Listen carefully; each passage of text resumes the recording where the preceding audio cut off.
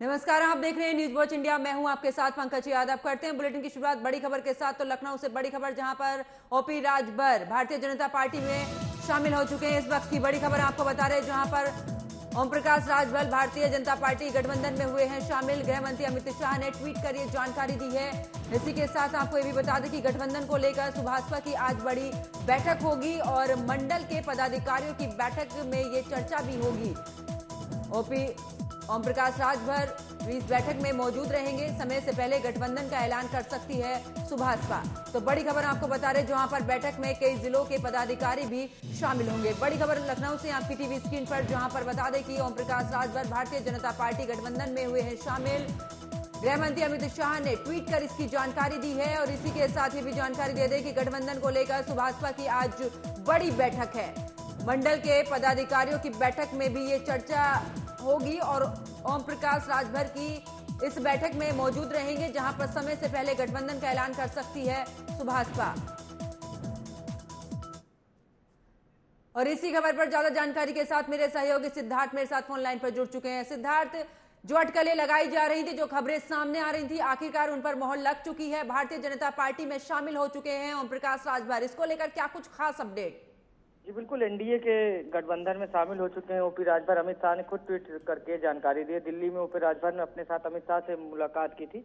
तो कहीं ना कहीं मुलाकात के बाद अब आज जो है उन्होंने भी ये बात मान ली है मीडिया के सामने कि हम अब एनडीए गठबंधन में। लेकिन एक चीज सबसे महत्वपूर्ण है, लगातार हम 15 दिन से ये चीजें बता रहे थे कि जल्द ही साथ होंगे और कहीं ना कहीं हमारी खबर पर आज सब मोहर लगी है और ओपी राजभर एनडीए के गठबंधन में चले गए हैं। लगातार जिस तरीके से ओपी राजभर अपने बयानों से जाते जाते हैं, और एक चीज उनके अंदर सबसे महत्वपूर्ण चीज है कि यूपी की राजनीति में उन्हें मौसम वैज्ञानिक कहा जाता है और कहीं ना कहीं उनको जिस तरीके से जो जहां फायदा दिखता है वहां वो तुरंत चले जाते हैं। तो कहीं ना कहीं, लेकिन इस बार उनका कहना है कि हम इसमें पूरी तरीके से पीएम मोदी को फिर 2024 में प्रधानमंत्री के रूप में देखना चाहते हैं। और तो कहीं ना कहीं अब जिस तरीके से एक सदे राजनीतिक के तरीके से उन्होंने बयान दिया है कि हम एनडीए के साथ चले गए हैं और कहीं हम मिलकर चुनाव लड़ेंगे और 2024 के चुनाव में प्रधानमंत्री मोदी को फिर से प्रधानमंत्री बनाकर दिखाएंगे। जी पंकज। बिल्कुल सिद्धार्थ, आज बैठक भी होने वाली है, उसमें भी ओम प्रकाश राजभर शामिल रहेंगे। कई अहम मुद्दों पर चर्चा,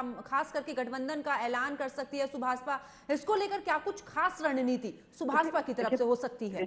देखिए पंकज, आपको बता दें, जब रविंद्रालय चारबाग में एक अभी लगभग 10 दिन पहले जो इनके कार्यकर्ता थे उनके साथ जब बैठक की गई थी, तो कहीं ना कहीं पूरी तरीके से रूपरेखा तैयार कर ली गई थी। लगातार उस दिन भी हमने ये बताया था कि कहीं ना कहीं इसको लेकर भी चर्चा होगी। तो कहीं ना कहीं वो चर्चा हुई थी उनकी कार्य समिति में और मोहर लग गई आज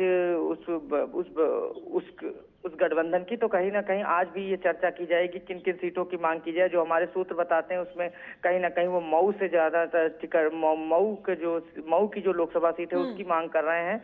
तो सबसे महत्वपूर्ण उनके लिए मऊ है, पूर्वा। और एक चीज एकदम जमीनी रूप से सत्य है, ग्राउंड जीरो पर सत्य है कि ओम प्रकाश राजभर की जो पकड़ है मछली शहर और जो पूर्वांचल का कुछ हिस्सा है उसमें कहीं ना कहीं अच्छी पकड़ मानी जाती है। इसीलिए कहीं और आप एक चीज महत्वपूर्ण ये देख सकते हैं, खबरें ये भी थी कि ओपी राजभर अगर बीजेपी में शामिल होते हैं इस गठबंधन में, तो संजय निषाद की कुछ जो खबरें थी वो निकलकर सामने आ रही थी कि उनको कुछ नाराजगी है कहीं सीटों को लेकर। ऐसा तो नहीं है कि ओपी राजभर के जाने से संजय निषाद को कोई फर्क पड़ेगा?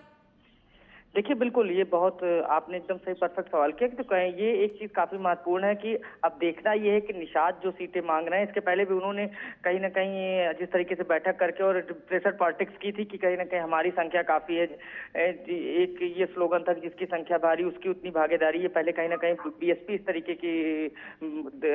तरीके का स्लोगन करती थी। तो कहीं ना कहीं निषाद पार्टी भी अब देखना ये है कि निषाद और ओम प्रकाश राजभर में कैसे बीजेपी दोनों में संतुलन बनाती है और बैलेंस किस तरीके से करती है और कौन कौन सी सीटें देती है। और एक चीज, आप अपना दल की भी भूमिका को कहीं ना कहीं कम नहीं आंक सकते। ये प्रतापगढ़ से लेकर जो ये बेल्ट है पूरी तरीके से, इसमें जो कुर्मी बाहुल क्षेत्र है तो उनको भी साथ लेकर चलना होगा और तीन सबके बीच बैठकर एक संतुलन बनाना होगा, सीटों का संतुलन बनाना होगा, तब जाकर कहीं ना कहीं गठबंधन कारगर रूप में काम करेगा। देखिए एक चीज राजभर के लिए ये एक चीज सबसे महत्वपूर्ण है जो हमेशा देखने को मिलती है।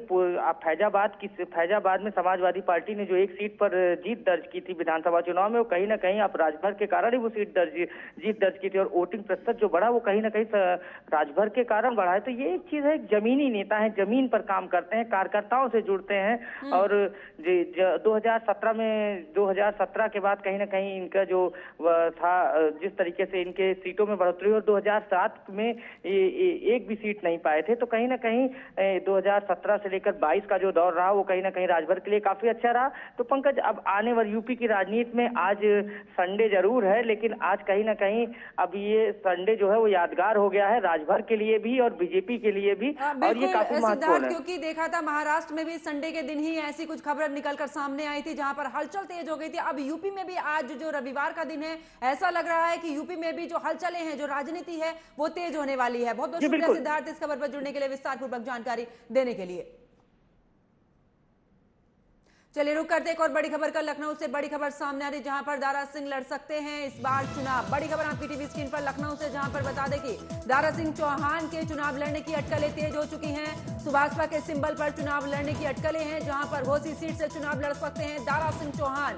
दारा सिंह चौहान ने विधायकी से इस्तीफा दिया है। विधानसभा उपचुनाव में अरुण राजभर हो सकते हैं प्रत्याशी। बड़ी खबर आपकी टीवी स्क्रीन पर लखनऊ से, जहां पर बता दें कि दारा सिंह चौहान के चुनाव लड़ने की अटकलें जो हैं वो काफी तेज हो चुकी हैं। सुभाषपा के सिंबल पर चुनाव लड़ने की अटकलें तेज हुई हैं। घोसी सीट से चुनाव लड़ सकते हैं दारा सिंह चौहान। दारा सिंह चौहान ने विधायकी से इस्तीफा दे दिया है।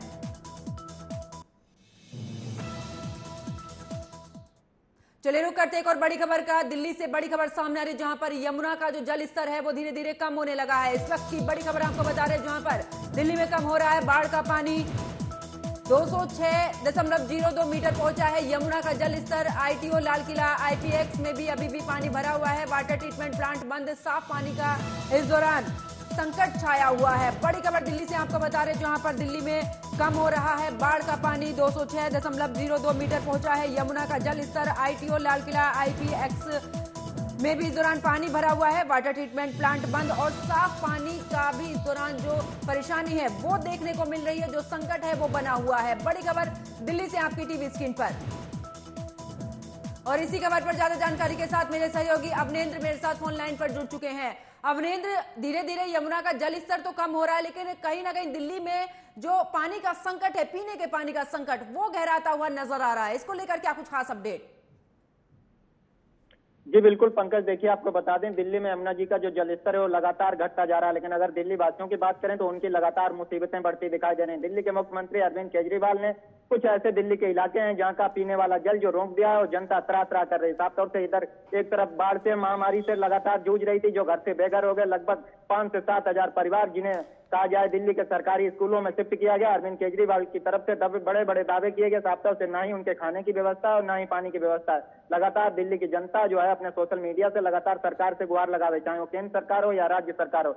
लेकिन जो दिल्ली के मुख्यमंत्री अरविंद केजरीवाल, उनका दावा है कि उनके तमाम जो मंत्री हैं वो जल निकास के लिए तमाम अधिकारी और तमाम जो है लोगों को लगा रखा है और दिल्ली को जल्द से जल्द जल की मुसीबत से दूर करेंगे। अब देखने वाली बात होगी जिस तरीके से दिल्ली सरकार ने 4 दिन के लिए दिल्ली के तमाम इलाकों का जल जो बंद कर दिया है, उससे जनता कितनी परेशान है। और साफ तौर से अगर बात की जाए यमुना जी के पास के इलाके की, तो साफ तौर से यमुना जी के पास भी अभी जल स्तर लगातार जो देखा जाए काफी भरा हुआ है। चाहे लाल किला की बात करें, आईटीओ की बात करें, कश्मीरी गेट की बात करें, चाहे गीता कॉलोनी की बात करें, तो दिल्ली के ये तमाम ऐसे कुछ इलाके हैं जहां पर अभी भी पानी उतनी ही स्थिति में देखा जा रहा है। पंकज, बिल्कुल अवनेंद्र, खबर ये भी निकलकर सामने आ रही है कि खुद मुख्यमंत्री अरविंद केजरीवाल ने जो उनके विधायक हैं, जो उनके मंत्री हैं, उनको अब जो है ग्राउंड पर उतार दिया है और साथ ही पूरी व्यवस्था की जानकारी के लिए उन्होंने जगह जगह पर बोला है।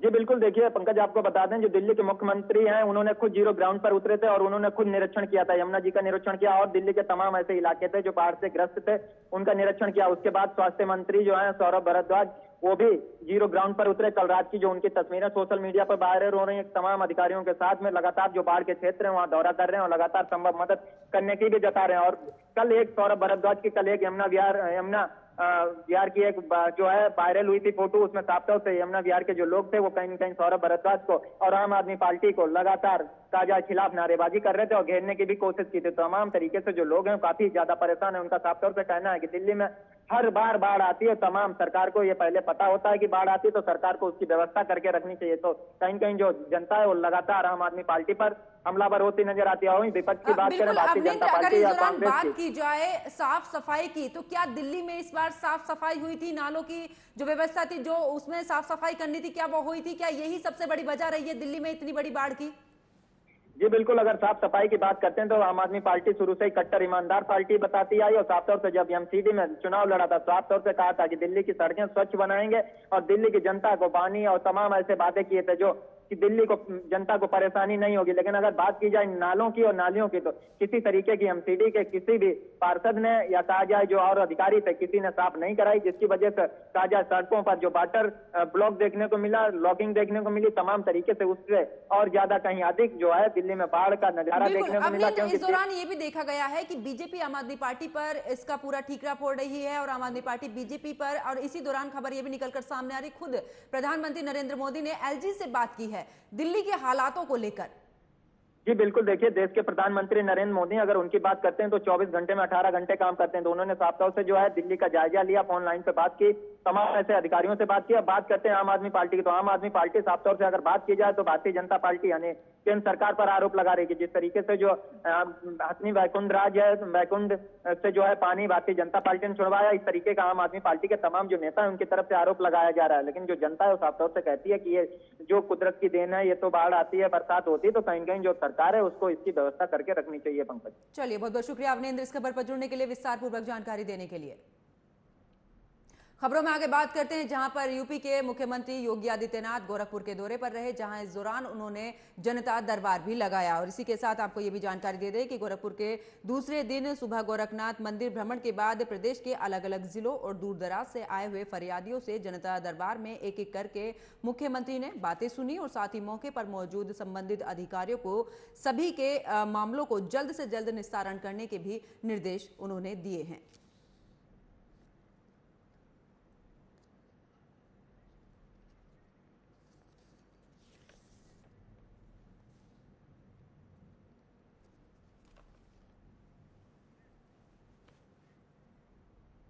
खबरों में आगे बात करते हैं गाजियाबाद की, जहां पर यमुना का जल स्तर बढ़ने की वजह से गाजियाबाद के लोनी में भी बाढ़ जैसी स्थिति पैदा हो चुकी है। आपको बता दें कि गाजियाबाद लोनी के सुंगरपुर गांव के पास यमुना पुस्ता में हुए कटाव से यमुना का पानी लोनी में दाखिल हो गया है, जिससे यहां कई गांव के साथ साथ कई रिहायशी कॉलोनी और साथ ही ट्रोनिका सिटी इंडस्ट्रियल एरिया में भी पानी भर गया है, जो लोगों के लिए मुसीबत का सबब बना गया है। साथ ही ये भी जानकारी आपको दे दें कि लोनी के इलायचीपुर गांव में भी बाढ़ का पानी घुस गया है। ये लोनी विधानसभा का गांव है और दिल्ली से यमुना खादर क्षेत्र से सटा हुआ इलाका है। और जब आपको बता दें कि गाजियाबाद की तरफ भी पानी बहा है, उससे लोनी के दर्जनों गांव चपेट में आ गए हैं। हालांकि लोनी जो विधायक हैं उनके अनुसार पुस्ता ढहने और लोनी में हुए जलभराव में बागपत के प्रशासन और सिंचाई विभाग के अधिकारी भी जिम्मेदार हैं, क्योंकि शुरुआत में यमुना पुस्ते का थोड़ा सा हिस्सा भी टूटा था जिसे रोका जा सकता था, लेकिन धीरे धीरे ये कटान बढ़ गया और पानी के इलाकों में इस दौरान ये पानी भरा हुआ है, जहां पर भारी नुकसान और यहाँ के लोगों को मुसीबत का सामना करना पड़ रहा है।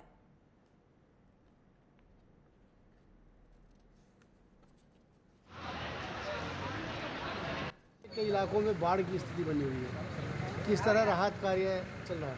देखिए, बागपत की जो प्रशासन की लापरवाही हुई उसके कारण बहुत भारी नुकसान यहाँ जो जनता का हुआ है, पशुओं का हुआ है, घरों में पानी भर गया है और लगातार स्थिति जो बिगड़ी है, क्योंकि जो पुस्ता गाजियाबाद में टूटा था उसको प्रशासन और जनता के सहयोग से हम लोगों ने रुकवाया था। बागपत में टूटने से और जो वाटर लेवल बढ़ा, बहुत बड़ा नुकसान आप देख ही रहे हैं सामने, पूरा खादर के गांव और पूरी कॉलोनियाँ डूबी हैं।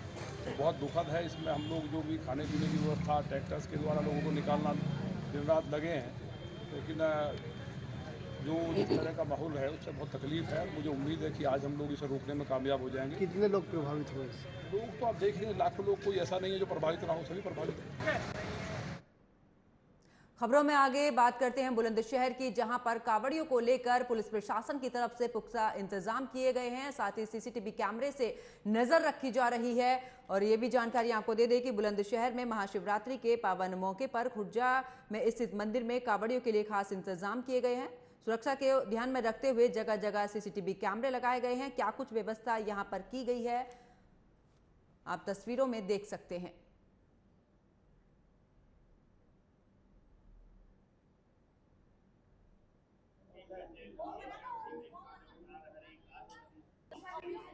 पूरा सहयोग मिला और कोई मेला भी बढ़िया चला और यात्रीगण सब निकाल, कोई टेंशन कोई। जिस तरह से प्रशासन का पूरा सहयोग मिल रहा है भाई, डॉक्टरों की टीम की बात की जाए कि श्रद्धालुओं को अगर डॉक्टर की जरूरत पड़ती है तो कैसे उपलब्ध होगी? सब चीज दवाई गोली की पूरी सुविधा थी और प्रशासन का ही पूरा सहयोग मिला। अच्छा, कितने समय तक यहाँ पर जलाभिषेक होगा इस तरह से? अभी तो 10-11 बजे तक चलेगा रात को। लगभग यहाँ पर कितने श्रद्धालु, जैसे माना जाता है कि हजारों साल पुराना प्राचीन मंदिर है और इसको बड़ी मान्यता दी जाती है, महत्ता दी जाती है इसको, मंदिर को, सिद्धेश्वर मंदिर को, तो कितने श्रद्धालु यहाँ पर जलाभिषेक करने के लिए आते होंगे? लगभग बिना तो 4-6 हजार आदमी से ऊपर ही है जलाभिषेक करने। कांवर कोई 400-500 करीब कांवर भी आ जाती है। तो पुजारी जी हमारे साथ मौजूद थे और जिस तरह से अभी इन्होंने बताया था कि यहाँ पर 4 से 5 हजार करीब, 3 से 4 हजार करीब यहाँ पर श्रद्धालु अपना जलाभिषेक करने के लिए सहयोग है, उससे कोई परेशानी नहीं। भोले कहाँ से लेकर आए कांवर? हरिद्वार से। हरिद्वार से और खुर्जा तक आपको जिला प्रशासन की अगर बात करी जाए, पुलिस प्रशासन की बात की जाए तो किस तरह का सहयोग मिला? बढ़िया है, प्रशासन बढ़िया, बेहतरीन काम कर रही है। किस किस तरह का सहयोग मिला? हर चीज से सहयोग है, जैसे कि मतलब पूरी सुरक्षा है। रास्ते में किस तरह का सहयोग मिला प्रशासन की अगर बात की जाए तो? खूब बढ़िया मिला, खूब अच्छा मिला। किस किस तरह का सहयोग मिल रहा है प्रशासन को? नहीं, हर तरह का मिलता है, खाने पीने को। कहीं ना कहीं पुष्प वर्षा भी करते नजर आ रहे हैं। बिल्कुल। आप कांवड़ लेके आई हैं, अगर प्रशासन की बात की जाए तो जिला प्रशासन का किस तरह के सहयोग है भोलों के लिए? अच्छा है। जगह जगह पर पुलिस प्रशासन ने क्या सहयोग किया? पुलिस प्रशासन ने भी सही अच्छा सेवा किया है, वो भी साथ में लगे रहे, कुछ मतलब प्रॉब्लम ना हो, दिक्कत ना हो, और लोगों ने भी बहुत हेल्प करी है। जिस तरह से योगी जी का आदेश है कि किसी भी श्रद्धालु को, किसी भी भोलों के, किसी भी भोलन को किसी भी तरह की कोई परेशानी ना हो, क्या कहेंगे आप योगी जी को? नहीं, वो बहुत अच्छा कर रहे हैं, फिलहाल कुछ भी परेशानी नहीं हुई। तो खुर्जा के सिद्धेश्वर मंदिर की तस्वीरें जहां पर लगातार श्रद्धालु जो है, भोले जो है, भोली जो है, वो यहाँ पर अपना जलाभिषेक करने के लिए आ रही हैं। सहयोगी से कहूँगा एक बार तस्वीरें फिर दिखाने की कोशिश करें तो यहाँ पर देख सकते हैं आप, लगातार जो भोले हैं वो अपने यहाँ पर जलाभिषेक करने के लिए आ रहे हैं। और पुलिस की बात करें तो पुलिस लगातार यहाँ पर पैनी नजर बनाए हुए है, पुलिस की पैनी नजर बनी हुई। सीसीटीवी की बात करें तो सीसीटीवी भी यहाँ पर लगे हुए हैं और सीसीटीवी की निगरानी में खुर्जा के सिद्धेश्वर मंदिर में जलाभिषेक सनी आए तो लगातार खुर्जा नगर पालिका का भी यहाँ पर पूरी तरह से सहयोग है। और नगर पालिका की बात करी जाए खुर्जा की तो लगातार यहाँ पर सहयोग करिए, लगातार पूरी तरह से यहाँ पर सफाई मित्र लगे हुए देख सकते हैं। एक बार सहयोगी से कहूंगा एक बार दिखाएं यहाँ पर तस्वीरें, खुर्जा के सिद्धेश्वर मंदिर की ये तस्वीरें हैं जो कि खुर्जा नगर पालिका द्वारा यहाँ पर सफाई मित्र लगे हुए हैं और लगातार सिद्धेश्वर मंदिर में सफाई का भी कार्य लगातार चालू है और यहाँ पर सफाई करने का ये काम कर रहे हैं। तो ये सीधे तौर पर देखा जा सकता है कि सुरक्षा के लिहाज से भोलों को किसी भी तरह की कोई परेशानी ना हो, इसी को मद्देनजर रखते हुए खुर्जा नगर पालिका भी पूरी तरह से सहयोग में है, संपन्न कराया जाएगा। खुर्जा के सिद्धेश्वर मंदिर की ये तस्वीरें थीं। सहयोगी के साथ कदीम Rajput, news watch India, Bulandshahr.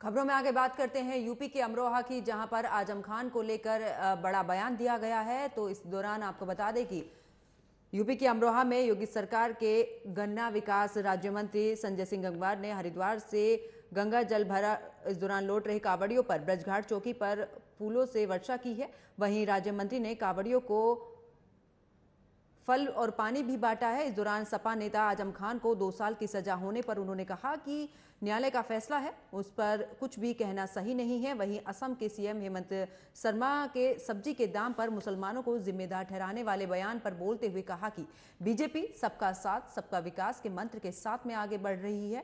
Double engine की सरकार सभी के लिए समान रूप से काम कर रही है। हमने प्रधानमंत्री आवास अगर रामचंद्र को दिया तो ऐसे में हमने इस्लाम अहमद को भी देने का काम किया है। हमने अगर किसान सम्मान निधि अतुल को देने का काम किया है तो अनीस को भी देने का काम किया है।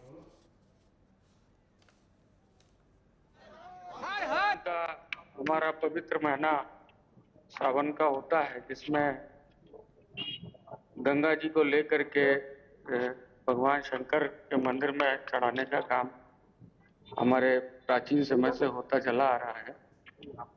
और जो लोग कांवर भरने आते हैं उन लोगों की सेवा करना, उन लोगों पर पुष्प वर्षा करना उन लोगों का जितनी भी सेवा करो उतनी कम है, वो हम लोग सब करते हैं। और उसी सिलसिले में आज यहाँ के जो यहाँ कांवड़ती हमारे आए हैं उनके ऊपर पुष्प वर्षा करना और उनको फल वितरण करने का कार्यक्रम। मंत्री जी, आजम खान को क्या 2 साल की सजा? अब ये जो भी माननीय न्यायालय का फैसला है, इसमें कोई टिप्पणी मैं नहीं करूं तो अच्छा है। जो न्यायालय का फैसला वो सबको स्वीकार। हमारी डबल इंजन की सरकार ने जो भी जन कल्याणकारी योजनाएं बनाई, तो हम सभी के लिए समान। चलिए रुक करते इस वक्त की बड़ी खबर का। आगरा से बड़ी खबर सामने आ रही है, जहां पर चंबल नदी के घाट पर इस दौरान शिव भक्तों की भीड़ उमड़ी है। आगरा से बड़ी खबर, जहां पर चंबल नदी घाट स्टीमर पर उमड़ी है शिव भक्तों की भीड़। पुलिस की सुरक्षा व्यवस्था के बीच गूंजे हैं बम बम भोले की जयकारे। एटा के सोरो घाट से गंगा जल भरकर लाए हजारों शिव भक्त। गंगा जल भरने के लिए हजारों की संख्या में पहुंचते हैं शिव भक्त। पिनाहट के चंबल नदी घाट पर भक्तों की हजारों की भीड़ उमड़ी है। बड़ी खबर आपको आगरा से बता रहे हैं, जहां पर आपको बता दें कि चंबल नदी घाट स्टीमर पर उमड़ी है शिव भक्तों की भीड़।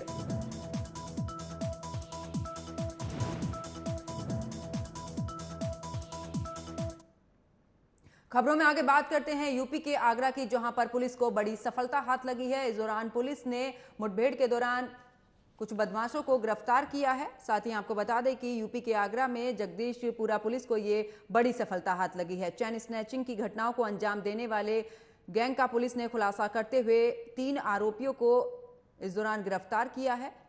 और साथ ही बता दें कि इनके कब्जे से सोने और साथ ही कैश भी बरामद किया गया है।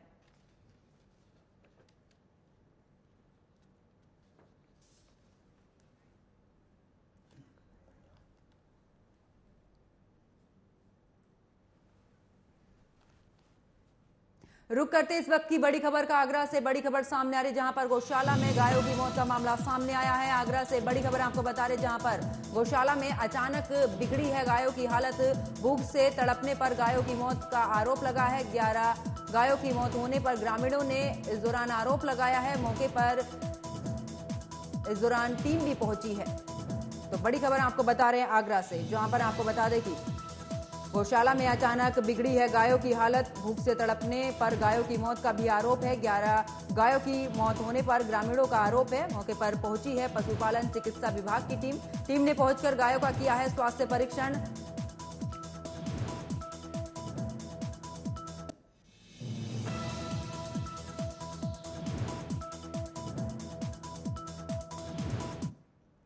खबरों में आगे बात करते हैं यूपी के बुलंदशहर की, जहां पर हंगामे की खबर सामने आई है। आपको बता दें कि इस दौरान जहां शिवरात्रि के मौके पर रेस्टोरेंट में चिकन बर्गर बेचने की सूचना पर हंगामा हो गया। बता दें कि रेस्टोरेंट में नॉनवेज की सूचना पर बजरंग दल कार्यकर्ताओं ने मौके पर पहुंचकर जमकर हंगामा किया। तो वहीं सूचना पर पहुंची पुलिस ने रेस्टोरेंट बंद कर मैनेजर और इस दौरान पूछताछ उससे कर रही है। ये पूरा मामला खुर्जा नगर कोतवाली क्षेत्र के पुराना जीटी रोड पर स्थित रेस्टोरेंट का बताया जा रहा है।